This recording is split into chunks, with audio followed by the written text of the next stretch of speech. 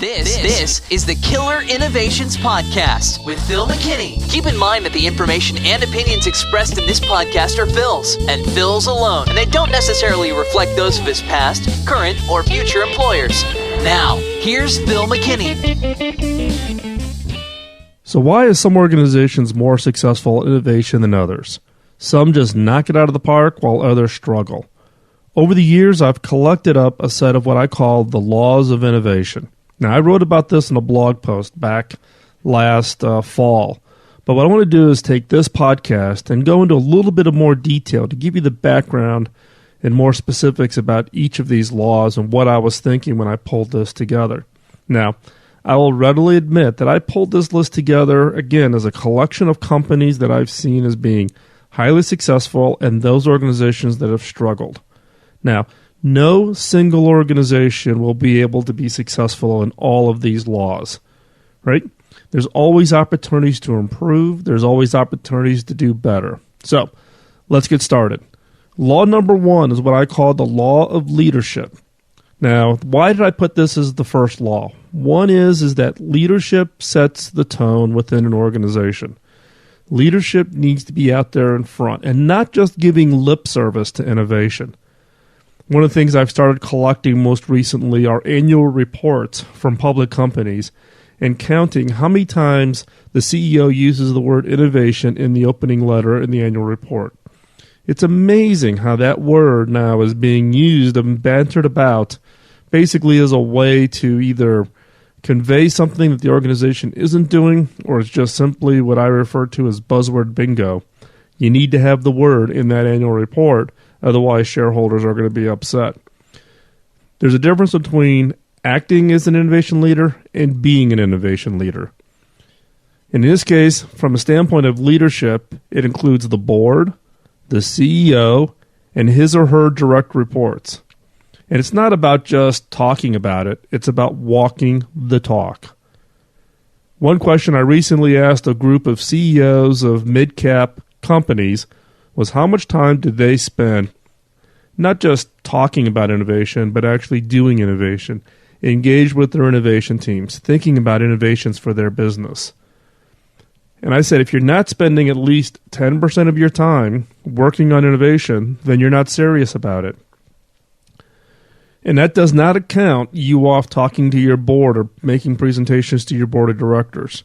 If you're a leader within the organization, you need to commit at least 10% of your time thinking about innovation. Now, if you're within an organization and you're not the CEO, how much time does your CEO spend thinking about innovation? Are they really engaged and really involved, or is it just, some review process that they go through? If innovation's the core, the CEO set the tone. And if the CEO is serious about innovation, if the board is serious about innovation, if the senior executives are serious about innovation, then they're out leading from the front. They're walking the talk. And those are the organizations that are going to be wildly successful. Law number two is the law of culture. Now, one of the things I learned over my career, and I wish I had learned it earlier in my career, was the importance of culture as regards to innovation. I have a saying that I've put together now that it's become pretty much a mantra for me, and that is, culture eats strategy for lunch. And I'm serious. What I have found out over my years of frustrations of trying to get large organizations to change direction, to adapt, to innovate, is you got to deal with the culture first. You've got to inject and create a culture of innovation in order to support a strategy of innovation. Now, there's lots of components that come into play when you think about culture. It includes people. People need to feel ownership of the innovation agenda. They need to be equipped. They need to be skilled. This takes time. It's not all of a sudden you read a book on the weekend and you come in on Monday and you go, okay, we're now an innovation culture. It takes time. You have to equip them. People have to feel like they're prepared. The culture also has to value ideas. Ideas need to be actively solicited, not only from inside but outside, and they need to be valued and they need to be nurtured, not criticized. People need to be rewarded for submitting ideas. They need to be rewarded for submitting ideas that have huge impact. Those need to be the new leaders not just the person who goes out and bags the big sales deal, but you need to elevate and reward the people who are coming up with those big ideas that transform the organization. Another component of culture is alignment. All the resources need to be aligned. If you got one part of the organization that has a culture of, bag them and tag them, go close the deal, and you've got another part of the organization which is, all politicized as to promotionability, and a third part of your organization whose priorities and culture is about teamwork, guess what? That organization is non-functional. All of that needs to be aligned. Resources need to be aligned with objectives, needs to be aligned with strategy that's aligned with the culture. If any of those are out of alignment, the organization has become highly inefficient.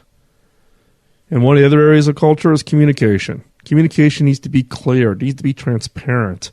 It needs to be, pulling these all of the members of the organization in from the standpoint of their value, their role, and how what you're doing aligns with the underlying culture and objectives of the organization.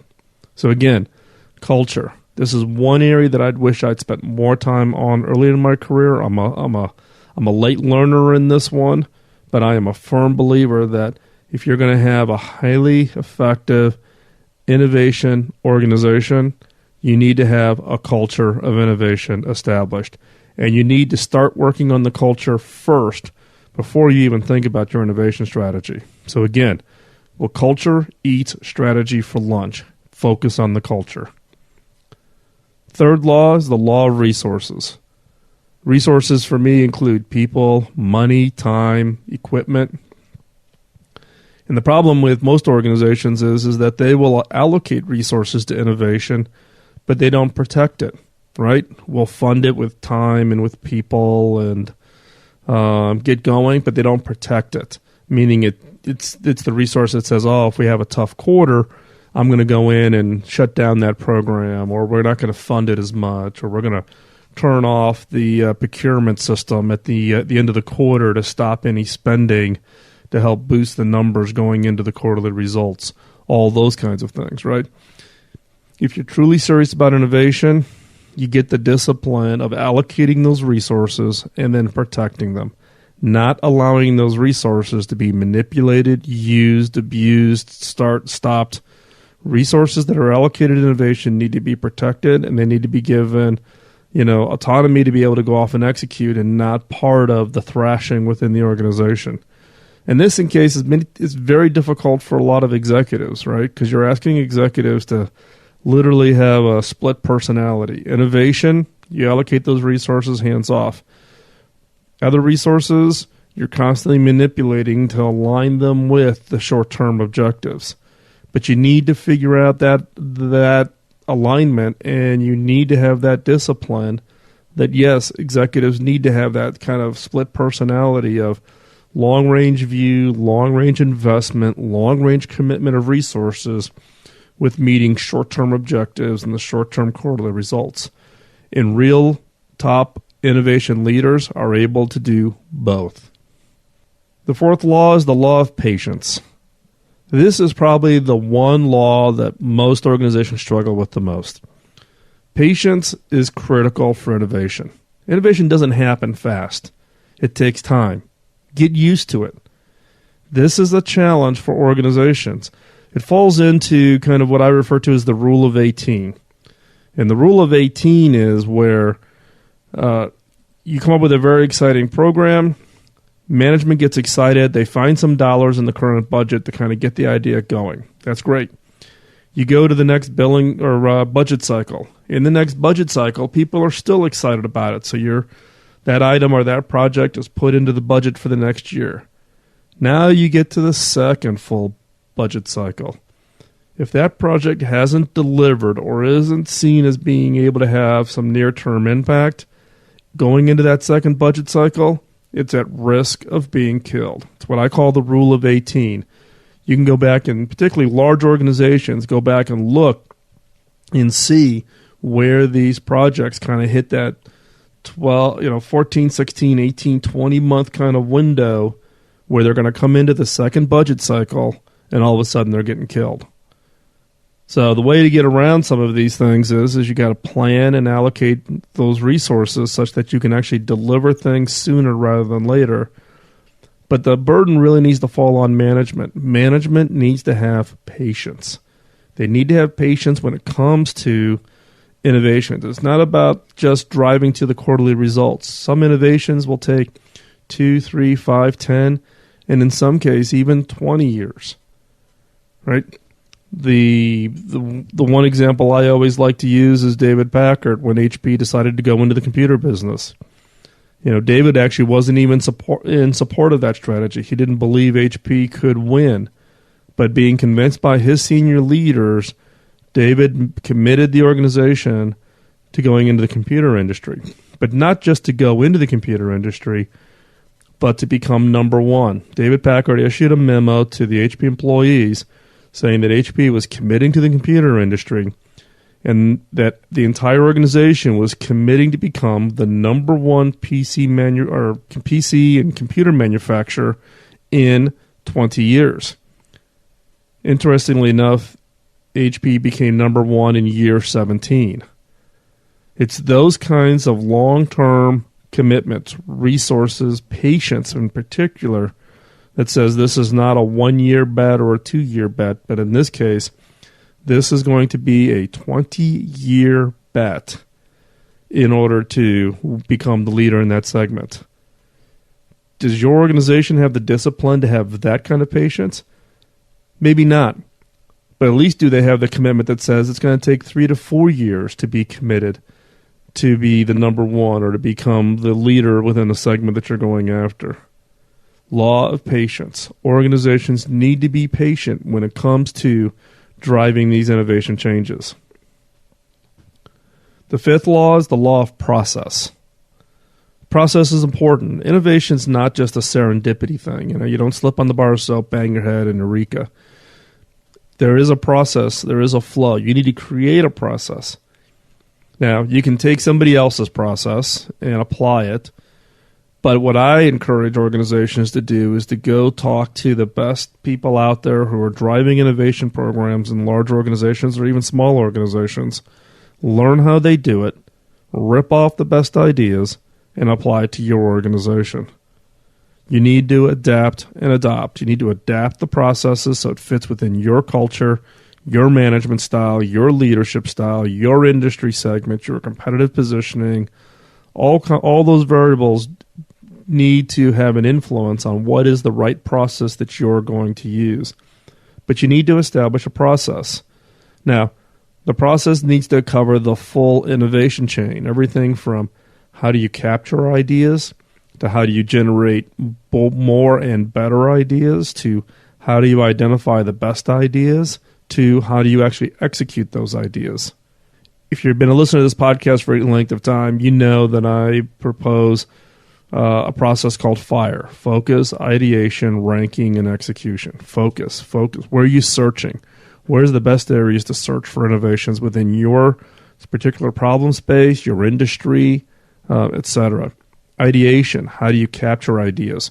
How do you generate ideas? What's a better approach to coming up with more better ideas? Ranking. How do you go through the big pool of ideas you have and select the best ideas?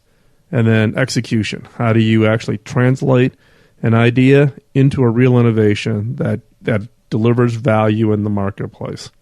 You need to have a process.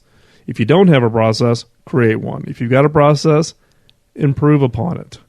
Never let your innovation process become stagnant. If you're using the exact same process year after year after year, that in effect becomes a blinder, becomes a constraint. So not only do you need a process, but you also need the discipline to constantly innovate your innovation process. The sixth law is the law of the BHAG. Now, what do I mean by a BHAG? BHAG is bold, hairy, audacious goal. This is setting the bar out there that strives your team to achieve and do things never done before.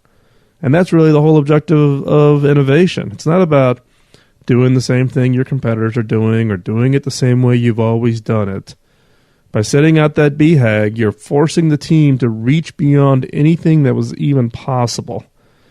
BHAGs have some unique characteristics. One is that they are very clear and concise in what the target is. We're going to go solve coming up with a drug that's going to solve, cure cancer, or it's a device that's going to be, half as, thick as the competitor's products. Very clear goals. So that way the team can rally, they know what the objective is, and they get that sense of satisfaction when they cross the goal line. It also needs to be a stretch, right? It needs to be something that's going to be far enough out there. Now, as a leader, you need to be careful with the BHAG. A lot of times people will set these audacious goals out there, but not only do they set the goal, but they then dictate to the team how to get there. And that's the mistake. Leaders do not dictate how. Think back to John F. Kennedy, right? Kennedy didn't design the rockets that got the U.S. to the moon. He just simply set the BHAG to put man on the moon, and he let the teams innovate the process of how do you get that to put the man on the moon. So be careful. Set the BHAG as the target objective. Do not dictate how. Let the process of innovation within your organization define the how. And the seventh law is the law of execution. Now, execution is that task of going from idea all the way through and ultimately putting a product, a service, experience, whatever it is, out there for your customers to buy, enjoy, benefit from, however they will, engage with whatever you're offering. Ideas without execution are a hobby. And I'm not in the hobby business. The whole purpose of innovation, the whole definition of innovation, is the translation of idea to impact. And so you need to drive and you need to have a consistent approach, an aggressive approach to execution. Having lots of ideas and having the fun of brainstorming sessions and eating lots of pizza, fun, great, everybody gets all charged up, but the value is zero. There's no value, no success until you take that idea and actually deliver something that's of value. Now, what I would encourage is for you to think about segmenting the execution into phases. Put a little bit of money in, prove out the idea, put a little bit more money in, prove out more of the idea. Very much of a venture kind of a model rather than, we need, $400 million to go do X into the marketplace. By allocating and segmenting out the execution phases, one is that you can kill projects early that are not going to make it, that just aren't successful. And that's not a bad thing. Not all ideas are going to be successful. The other is it allows you to reduce your risk. You learn early, learn fast, fail fast. If the ideas aren't going to work out, you kill it. You've only put in a little bit of money. You haven't committed the entire budget and the entire organization for ultimately be successful. But keep in mind, the objective for execution is to execute, not to talk about execution and not to put out pretty Gantt charts and that. It's to actually execute. So in review, again, the 7 laws for innovation are the law of leadership, the law of culture, the law of resources, the law of patience, the law of process, the law of the BHAG, and the law of execution. As I said in the beginning, not all organizations are going to be in a position to be successful across all of these laws. What I would suggest you do as kind of a next step is think about each of these laws and go into your organization and rank yourself. How good are you? Right? And just do a score from 0 to 10. And maybe it's just not your score. Maybe you have, a bunch of different executives and different employees within the organization listen to this podcast or read the blog post from last fall and then have them go through and score their organization on a 0 to 10. How good are you in each of these areas? The organizations and parts of the laws that you're struggling with, that gives you an area of focus. Do you need to be more conscious, for instance, on patience? Or do you need to be more conscious on the issue of culture and how you're going to adapt the culture to be more innovative? Right? So in addition to doing your innovations and coming up with ideas, you need to take a look at these 7 areas within your organization and be honest. Be brutally, truthfully honest with yourself and say, where is it we are today? How good are we? And where is it that we can improve? Because there's always areas and opportunities for improvement. And by simply focusing on these areas, you will be leaps and bounds ahead of 90% of the people out there. Just by spending time thinking on this and constantly improving in these areas, you will be better equipped to take advantage of the ideas you do generate, which will put you way ahead of your competitors. So good luck, take a whack at it, and drop me an email if I can answer any questions you might have on how to take a look at these things within your organizations.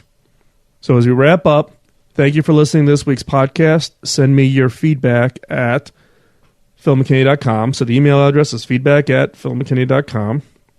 As I've said in many of the podcasts before, my first book is out, Beyond the Obvious. It's out at Barnes & Noble and all the print bookstores you can think of.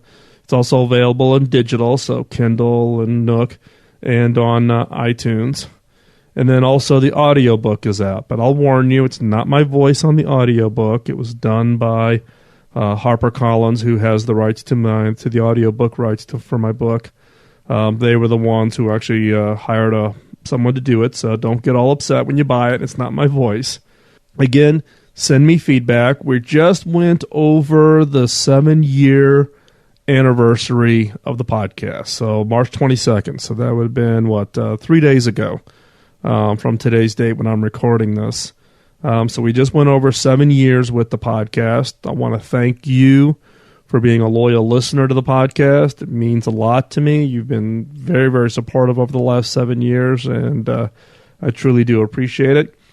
Buy the book, because in the back of the book, there's a shout-out to you, the listeners of the podcast. It's through your support and emails and encouragement that not only kept me going and doing the podcast over the last 7 years, but ultimately led to my decision and having literally the 7 or 6 years of content from the podcast to be used as kind of the basis for the book. So again, the book, Beyond the Obvious, Killer Questions That Spark Game-Changing Innovation. It's available from Hyperion, and it's out there now. I would encourage you to pick it up and take a read. There's lots of new material in there that has never been covered in the podcast, so you'll learn some more details about all the fun and the struggles that I've had over my career, but more importantly, how you can avoid some of the pitfalls that I got myself into and how to be more innovative within your own organization or just to be more creative yourself. So with that, I'm going to wrap it up here. I do appreciate you taking the time out of your busy schedule to listen to the podcast.